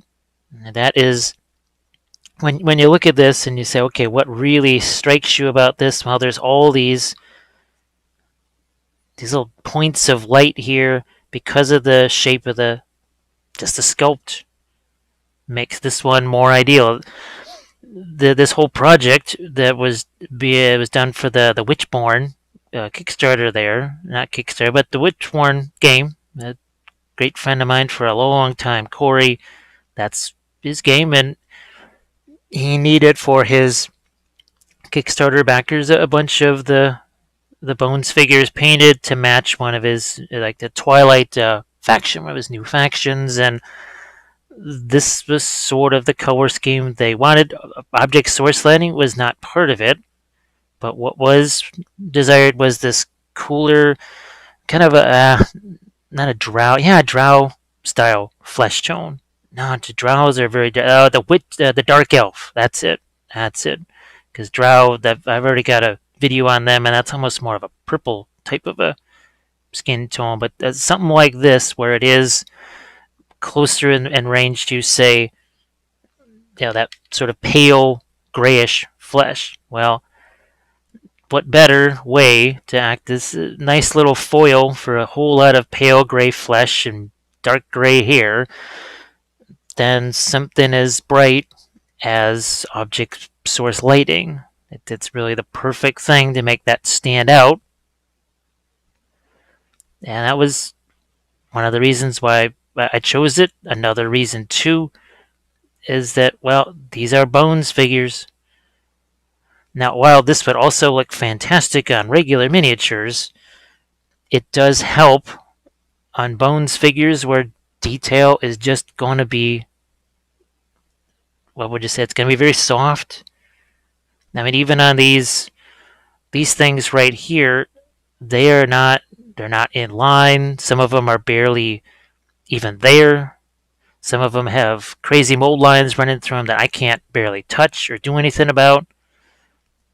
So that's where the object source lighting kind of helps. If you're ever stuck for an idea, sometimes just doing a little bit of object source lighting. What am I trying to say? It's kind of like the writer's block or whatever, painter's block. That's one way out of it because, well, what are you going to do? You're either going to pretty much light it from above or below. It gives you a theme. It gives you kind of a set of colors. Well, like this, as soon as we decide that orange is going to be the theme here, just like green on the other ones, well, by default, we have ourselves a color scheme. There's no agonizing over it, that the color scheme is set. How often have I said that when you do the non-metallic metals, essentially that chooses the colors for you, right? I mean, it really does. So make your choices easier. Go with something like the object source light. Now, it doesn't have to be like this. Remember the Hydra project? It doesn't have to be that extensive. It could just be a candle, some sort of minor light source. But you start with that. You start with that candle light, work from there. And the next thing you know, you've really got yourself an idea built around it. Now, let's go back to some of this. Just trying to get myself a little more of a blend in there. Now I know I do a lot of object source lighting videos. It's part of it is because I enjoy doing that so much. But I also, I don't know, I think there's many ways that it can be used or considered. And I guess what I hadn't really considered until this time around was discussing this idea that, well, it's a way to give you a bit of an idea when you're just hunting for ideas. And we've all been there, and this is especially it's magnified when it comes to armies because now you have to come up with a theme for more than just one infantry figure or even more than one monster. You got to come up with probably something for cavalry, for vehicles, infantry, large creatures. You got basing, right? All of these things you have to address those when you're going to choose a theme. Now, this was not originally meant to be a discussion on theme or color schemes, but in a way, it sort of is. Here you've got basically one that's part of a Mantic, one of the new Kings of War armies. Well, maybe not quite so new. It's version 3 that premiered last year. Obviously, a bigger splash was going to be made at Adepticon for it, but so something like this, a couple of skulls here, make a couple of them, the flaming variety, and then all of a sudden, well, you got something there that's, let's just make those really hot. Basically, burning, was it white hot, right? I just threw a little bit of the fluorescent yellow into the orange, and now I've got some really, I mean, burning hot pieces there. Yeah, let's go a little more here. And I'm going to just hit a couple of these. See, look at what I'm doing here. Just right there because the whole kind of metal surface there, right? Let's hit this. Yeah, I'll probably do a little bit more on this stuff here. Not even really going to bother shooting this side of it because this is the side you need to see.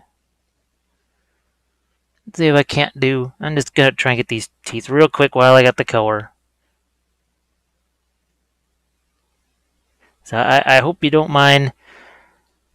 There's gonna be some videos like these where there's other, it's stuff that I have to get done for other things, and I just try to work it in like this. I know it's not an army painting series, and I desperately want to get those going again. I just had to essentially survive this post Adepticon thing here, but I mean this is a valid thing. There's a whole bunch of valid points right here that can be applied to what we talk about in the army painting stuff. There's a whole bunch of things right here that I talk about all the time. But when it comes to army paint, people ask me about airbrushes. Does that make things go faster? And you ask me, did any of the stuff I airbrushed on any of these three make this go faster? With the way I work, my answer would be no. It really didn't help all that much as far as speed goes. And talked about this before. Okay, if I masked, say I just made that even more intense right there. Let's say I was to mask things off and be more careful and precise with the airbrush. Well, and the time it takes me to mask stuff and be all careful and everything else, couldn't I have just done some of the same work with these regular brushes? And for me, that answer is most definitely yes. For you, let's say you are more used to using an airbrush, or you want to use it more, you're more comfortable with that, less comfortable with a brush. Well, that flips it maybe for you in the favor of the airbrush. And that's no problem. That's another reason why I wanted to do these. There's more of these. There's a creature caster monster or two that the idea is to do much more of it with the airbrush and the metallic paint. So the pro acryls, I've used them through the airbrush. Obviously the regular paints, but the metallics too. That's what gave me the idea, and they worked out really well. And I think that is another aspect that I want to try for you guys. Even, who knows, maybe I was kind of wondering, is there something where I could do a army painting series, but where the airbrush takes much more command over it than aside from just priming, right? Because that is every single painting series for army painting thus far has all been airbrush as just a water cannon, just to shoot primer. And perhaps, especially with just the weird, unique situation that is now, and I'm going to be doing that terrain with the airbrush, so maybe they're not the ideal videos to shoot, I'll tell you that right now. Not the ideal videos to shoot, but I think maybe it could be valuable info for you because, well, we're both going to be learning side by side because I know I will be. Now I'm going to call this uh, complete here, at least for now. So you can see I got the bright highlights here. You can see they diminish as they go up. I'm going to go up here, and there's a few of these I'm actually going to tone down. I'm looking at it right now going, yep, too much. And you will probably, and this is something you'll probably do too. You look up here, you go, how in the world is that as bright as what's down here on the foot that is right next to the light source? So don't be afraid to make that adjustment or to make the admission that, well, maybe it needs that adjustment. Just say, yeah, went too far, time to back it down, no problem. So okay, I think we are good to go there. We're going to get onto those green ones. And remember, the focus there is, it's all about those different temperatures of the lighting. So we'll get back to our green guys and we'll do that next.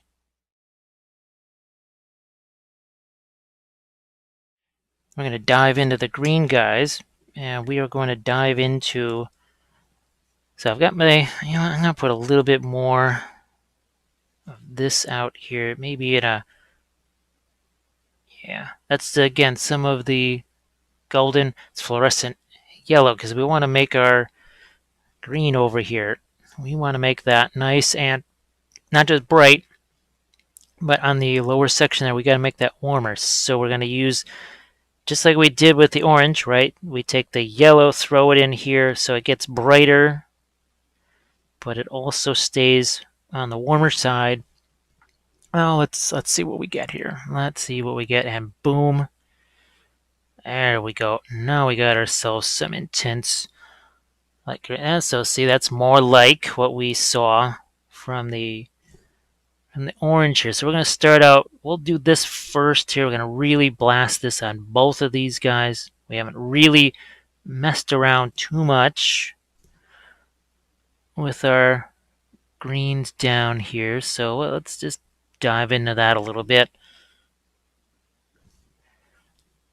Now, if I don't know, there's a little bit of maybe, I don't want to say preaching going on, but there's a little bit of proselytizing for OSL here. And this is not, I'm not trying to say that OSL should go on every single thing. There's just there is a unique thing about it when it comes to miniatures. When you think of, well, any kind of movie posters, right? Or even movies themselves, or even TV shows, are they just lit by one boring light source? To just study movie posters, or just even, heck, even Renaissance art or whatever, how often do you see, like right here, look at what that does, just right in that section there. Look at what that offers you right there. Now I'm going to see if I'm going to bring back some of my contrast there, just a bit, maybe even a touch of the brightness there. Instead of just being lit from above, I don't know, to me there is a little something extra that happens there. Just like this, okay, now there's more of a temperature difference here. So remember how we're trying to make this be that cooler bit of light, and now here we're getting that warmer light that's starting to maybe be projected onto these surfaces too. Like this, over here. That just, it doesn't happen without the object source. It provides you a nice focal point. It's almost like focal point for free. And this goes to whether it's an army painting unit. You want to have something to focus on, right? What is it? Oh gosh, accent colors or something, I think is, now maybe that term is not used quite as often as it used to be in the past with miniature painting, but That was always the big thing, was what's your accent color. Nothing fancy there. Just that's the thing that draws people into it. And obviously here, and in this case with all these, yeah, it's more like accent colors. They're being drawn in by your source lighting here. So again, we've got a bit of a different color temperature right there. Let's not just get locked into that one. Let's get our other one going here. Now this one's going to have more of the cooler light, I think, than the other one, just by nature, because the stuff on the back of him, there's more of the ethereal effect going on the back of him, and the other one that's, well, actually, yeah, it is on the back there. So I think maybe both of these are going to have a fair amount of it. Fair amount of it. Now let's just want to make sure you can see that. I thought it was maybe getting off screen. But you know what? Maybe instead of that being glowing, I might just leave that like this. Like I said, it may change. Who knows? It may even change after the video is done. I don't know. You have to be willing, I think, to, as we mentioned in the orange segment, you look at it, you assess it, you say, I thought that was going to work. Didn't work the way I thought it was going to. It's happened even on very successful armies or miniature painting projects, just in general. That's happened. There's been times where I thought, I'm a genius. This is fantastic, and it was genius on paper or genius in the brain, but on the miniature it was less genius and more uh-oh. So, and it's tough to admit. Like even here, I may say, you know what, that's too warm. I gotta cool that down. I gotta knock it down. That overwhelms the figure itself. All things I have to consider. Now, sometimes all it will take to modify that is just a bit of a glaze. Sometimes it'll take a bit more. But that's, well, we talk about establish the glow as soon as possible. Well, now that's where that airbrush thing comes in. Did I establish that glow? Well, I certainly as heck established it quick, because it was in one of the very first layers that I airbrushed on there after the primer. So basically in the priming process, I was already, what would you say, starting to assess that possibility of the object source lighting. Would it work? Would it maybe not work? So, or less, maybe less of it, maybe more of it. And look at how these guys changed. I realized that the pictures that I take of these during the video is less than ideal. I can't just march these over to a photo station and take carefully planned photos of them. I have to basically just, because I want to have the paint jars there. And, well, you also, now, in the case of oils, it's even more so, but sometimes there's wet paint involved, and I really don't want to be getting wet paint on my photo mats. But that's why I try to take pictures along the way to try and show you, what paint containers maybe, what colors have really been emphasized in that particular segment. So that's why you see the paints in the scene.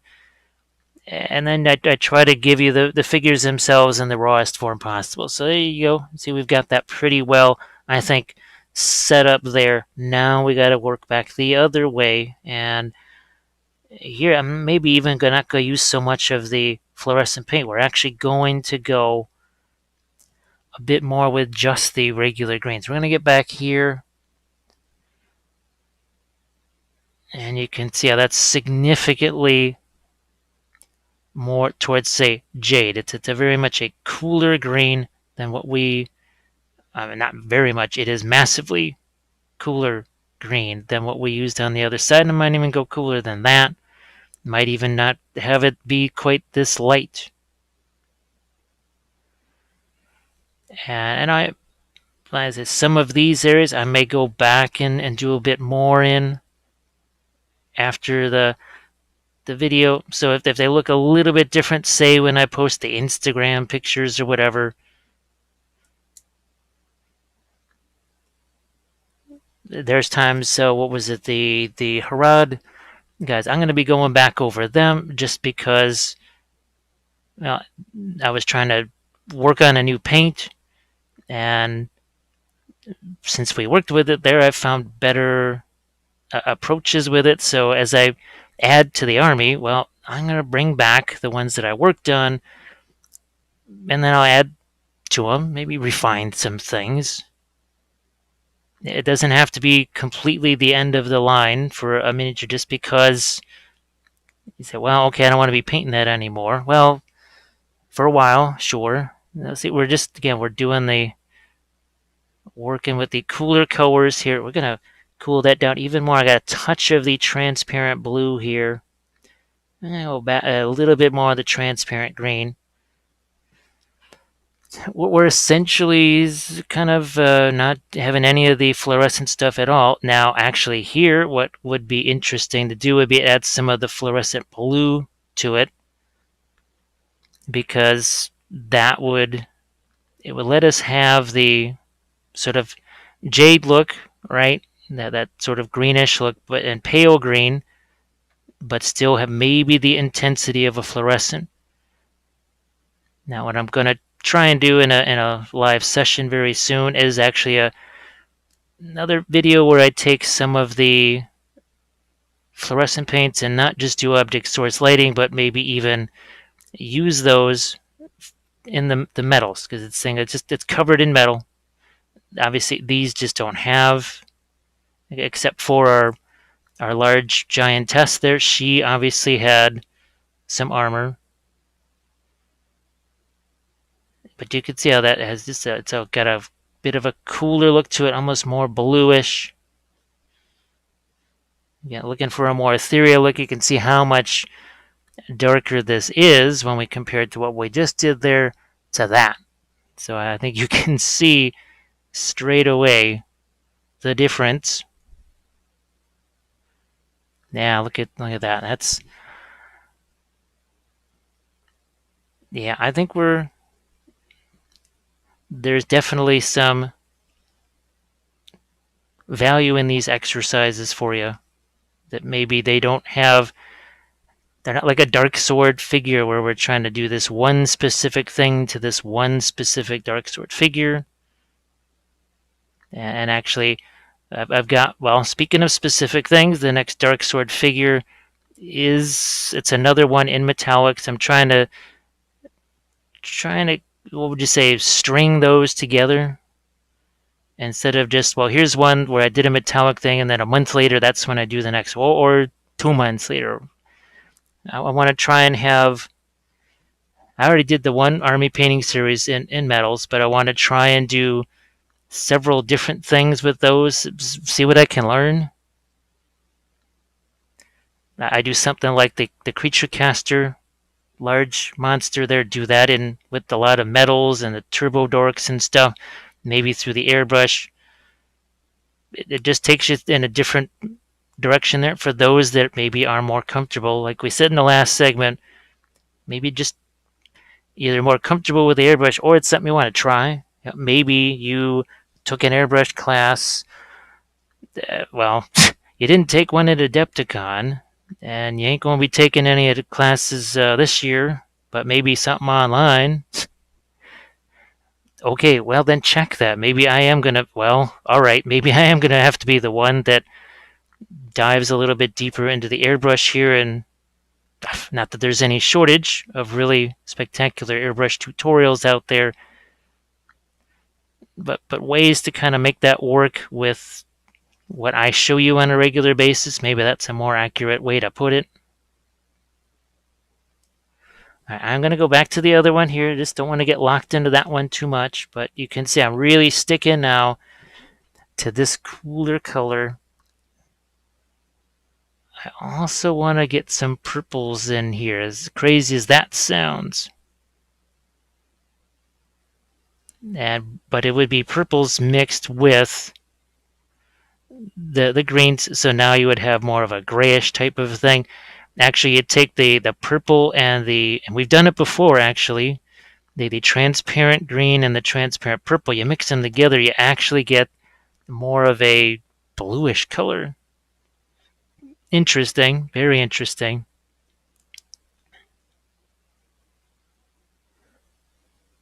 So the ethereal things here, the portions of his body, I'm just trying to get that a little cooler without spoiling that sort of glow from within.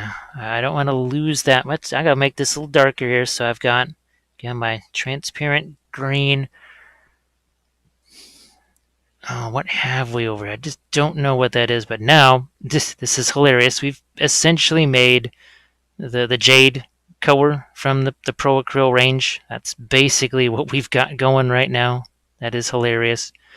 We used a lot of a color similar to this in the Cypher Lords. It's one of the Army painting series.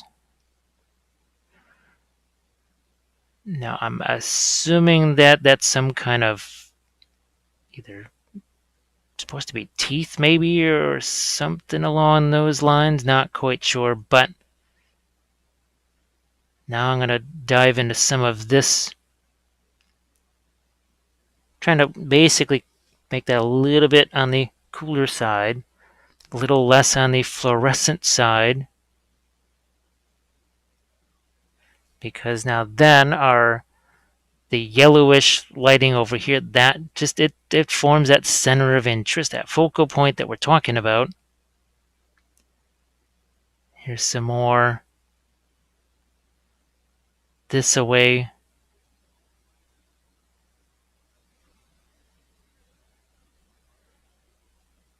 There we go, some more of this. And what will be nice, that's the other thing too, is if I have some of that sort of purple mix down into some of these shadow areas here, it's just like I talk about, you got that red cloak and you want to have your shadows recede or just have more interest in it. What are you doing? You're taking that some kind of a dark green and mixing it with your red to make your red darker, but also make it a different type of red. So this is, in some ways, we're doing the same thing, hopefully with that purple that we want to add in some of the darker areas.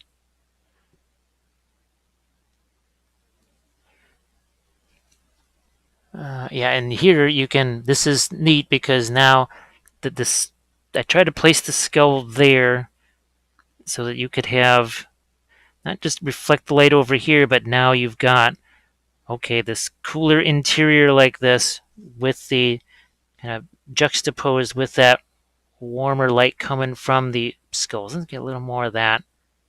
I will get maybe just a touch of my fluorescent green. I could also take probably the fluorescent green and mix it with some of the transparent blue. That would definitely make a nice, really intense object source lighting color. There's just so many. Well, I guess maybe on the fantasy side of things, there are an awful lot of miniatures / armies, whatever, that in some ways really speak for this kind of glowing ethereal stuff. What is it with the Night Haunts? I think is probably the one that really comes to mind from Age of Sigmar. And I have some more Night Haunts. I also have the Revenants or something like that. Well, and then we obviously have the Ossiarchs. Speaking of Ossiarchs, object source lighting was going to be a big, big part of pretty much all of the Ossiarch stuff, whether it's in oils or not. I really wanted to get into the object source lighting with that.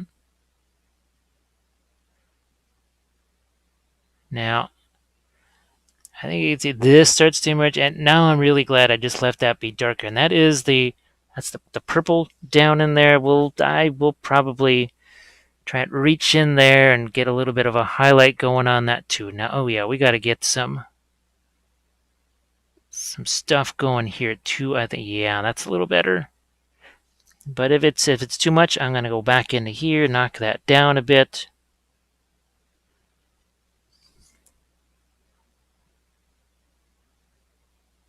And see, there we go. That's kind of nice. Here we've got.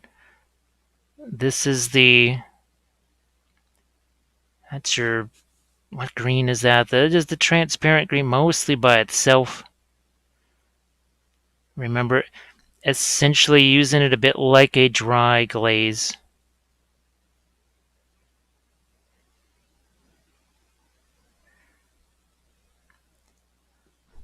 And we'll go with it. Now it's got a little bit of the opaque white in it. I will say that as I look at this here.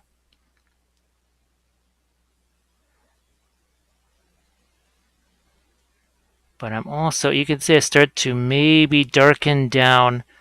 I think you're really going to be able to see it back here. So we're taking, this is the transparent green. I will, just a touch of the fluorescent there. And now we're going to darken these guys down.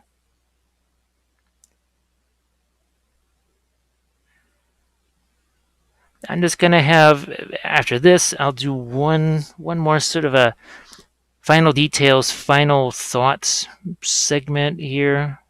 And we can just kind of assess what we did here. So yeah, and you're starting to see a little bit more of the glow. Let's go one level. Gonna go a little more even. This is, yeah, see, I don't want to overdo or overwhelm those, but I want to, yeah, okay. It's weird on here. It just seems so very intense and light. It's really not all that intense. Not compared to what we did on the other side. It's that context once again. So like some of the purple that I was telling you about that I might want to try and sneak in here. I think that's what we'll play around with in that last little bit of our video here. Because there's so many more to come. And I think this one is going to give you some good ideas that we can build on moving ahead. I was trying to gently introduce that idea of using the airbrush for a little bit more than priming. I was trying to give you a little different twist on the object source lighting. And we've certainly never done, I mean, outside of an army painting video, I'm trying to think, did I ever do multiple videos or multiple miniatures at once? So it was an experiment to, would it even work? Was it even possible to actually to paint more than one miniature in a video? Obviously, I stuck to things that didn't have any freehand to them, no metals, and even then, the other figure, a lot of the stuff that had nothing to do with the lighting source, well, that was just done off camera, just to save some time there. Oops, yeah, we need to over here. See, this is where I've gotta get back into here and do some of that. It's almost like there's another little face there. You know what? I'm gonna see what happens. I may not like this, but I want to bring actually that warmer light from down there. I'm gonna bring that up here. It's a little bit like remember the Hydra? That was from one of the live sessions. I'm still gonna leave that one a bit that darker there, but here's some of that purple.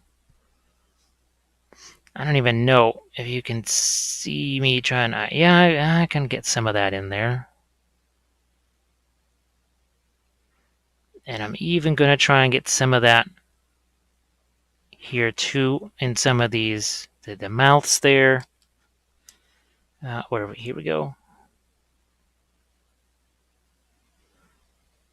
So there's another one of those. Gonna say over there.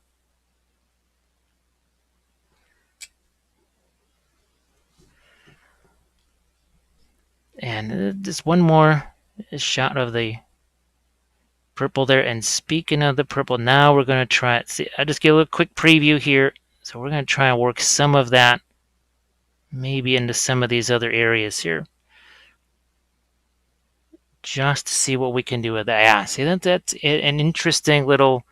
It kind of makes it look a little bit more magical instead of just on green fire.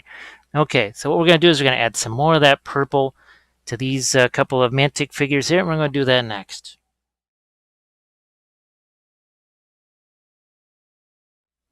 We're going to try and get some of this transparent purple into here. So I'm just going to find me a place over here off to the side. We're going to, as I mentioned, we're going to try and get some of the transparent green into that. So again, it forms a blue. Look at that. I mean, when I mix it with this, you can see it kind of ceases to become purple and essentially becomes almost like a darker sort of a jade type of color. And the focus is going to be sort of out here on this periphery like this. So we're setting it up here, right? And now we're going to zap in a bit of that in here. And it's just like how we talked about, okay, that red cloak we want, I guess it's kind of a simplistic way to put it, but red in the, or green in the shadow areas. Well, what are we doing here? In effect, we're putting red into the shadow area of something that the brain just says, well, that's green.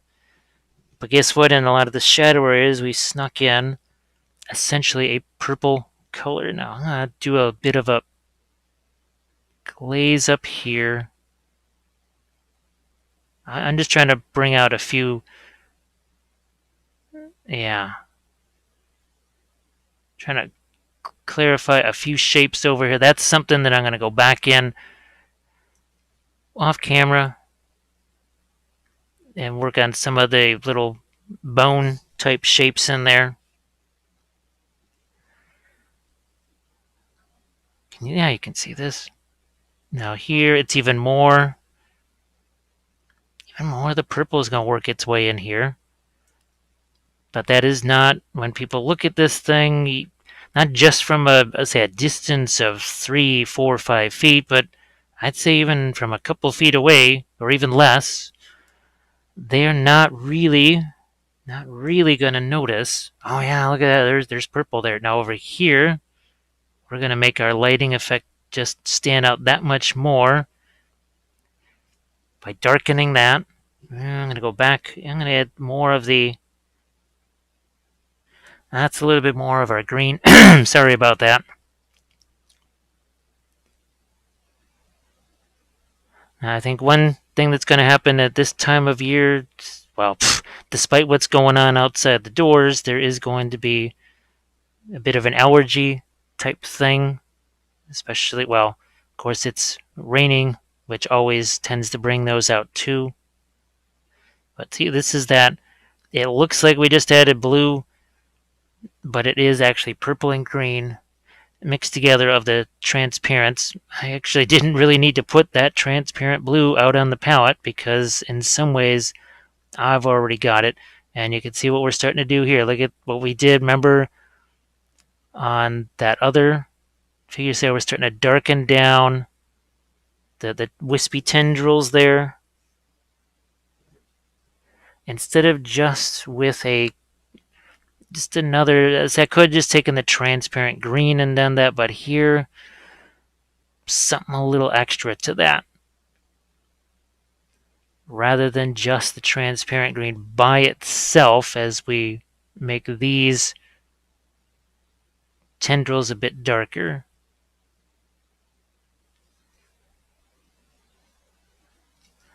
Again, I don't necessarily want it to look like it's on fire. Yeah, look at that. So that, see, this, which that doesn't have to be, we don't have to keep lightening that, Remember, oh gosh, I think in the last 2, 3 videos, there's been that emphasis of, okay, if things just aren't getting lighter, make something else darker. So always think about that. When you're getting frustrated, you say, well, what the heck? I can't make this any darker than it is. And guess what? You probably can't. You have probably made it as dark as it can possibly be. You need to go back the other way and start making it lighter. Hopefully, even something like that maybe saves you some frustration, because it is. It's that way for me. The more frustrated I get with something, and believe me, I'm getting real frustrated with OBS, because the only way I'm ever going to be able to use Twitch, apparently, just whatever the heck is wrong with XSplit, is to use OBS. And I've played hours of tutorials in the background, but then when it goes to the actual thing, well, it's not showing me what they showed me in the tutorials. And with XSplit, yeah, I don't need to watch tutorials. I know where the stuff is, and I know enough about it to, if it's something I haven't tried before, I can just basically press buttons and figure it out. For some of you, if you're new to this, you're where I'm at with OBS, and maybe for some of you, they're either more experienced painters. As I add more of this bluish green, you are not at that stage where you can just do what I'm doing here. Like, oh yeah, I'm just going to take the purple and the green, and I'm just going to make a different green. What have you been relying on? You've been relying on a green. You go pick up a jar of green, or you get that specific jar of green to make the color you want. You are not sitting there going, well, yeah, just like this, grab this purple here, and whatever light color is in there, I don't even know what it is, but I'm just going to use it. That's not really where you guys, a lot of you, are at. So I do understand the frustration, but just, I guess the gist of the whole story is, the last thing I even want to look at right now is anything OBS. I don't even want to think about it. So hopefully some of the things, like, see, I'm actually, that could have been maybe a metal, but instead I'm going with that sort of purple color. So when I tell you, yeah, instead of reaching for that color, maybe mix it, I do understand that that is yanking you squarely out of your comfort zone.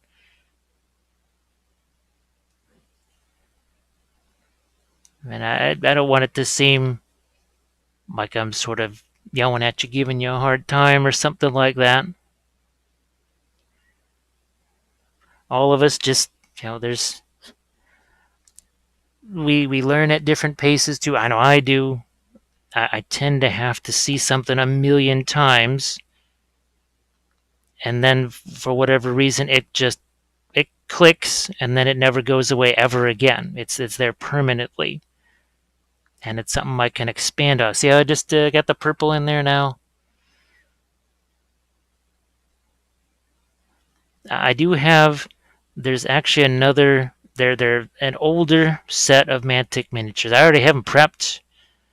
Oh gosh, what are they? The Naiads, I think. Now, I know not everybody is going to be having Kings of War armies, but the basing will be very different. No doubt about that, because we're going to try and do some kind of aquatic type stuff. But the other thing too is, maybe that's another place where the turbo dorks work. All that, the interference colors, the color shift stuff. I mean, fish dudes. What better thing for something like a color shift or whatever paint? So that might be a fun thing too. I know we're like doing a preview of coming attractions, but this again, unique circumstance here. with what's going on everywhere. And something tells me now what's the one thing that I hear a lot is, oh geez, you do so many videos, I don't have time to watch them all. Well, that in not all cases, but in some cases, that particular impediment has been forcibly removed. Not necessarily that you want it to. So look, we're taking some of that brighter green now. So we're playing off of some of the that lavender-ish color that we threw in there. And I'm going to go back in on some of these areas here, and we'll refine those with some more darks. But like I said, that's not really the main goal right in this bit here. What I am going to try and do here is catch a few highlights out this way. Not going to really bother with the base out there either, because that's, again, something that's not super consequential.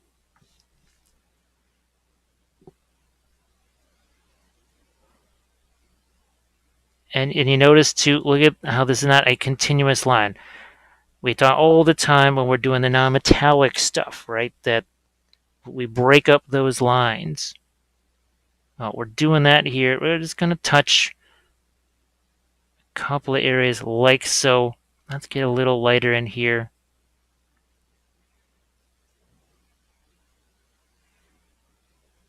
A little more.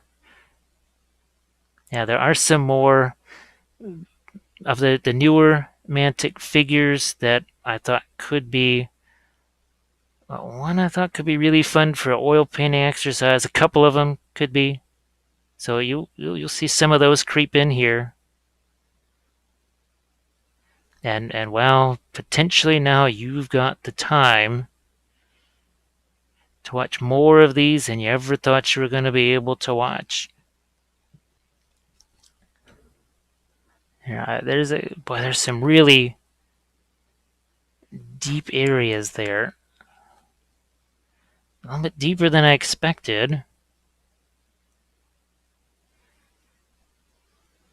And finding some areas where I can just do a few of these little highlights. Now, just as we kind of as a last parting gift here on these guys, let's do some of the lighter, maybe not quite that light, but again, that's transparent purple, some of the lighter color here. And I'm going to really try to work in a couple of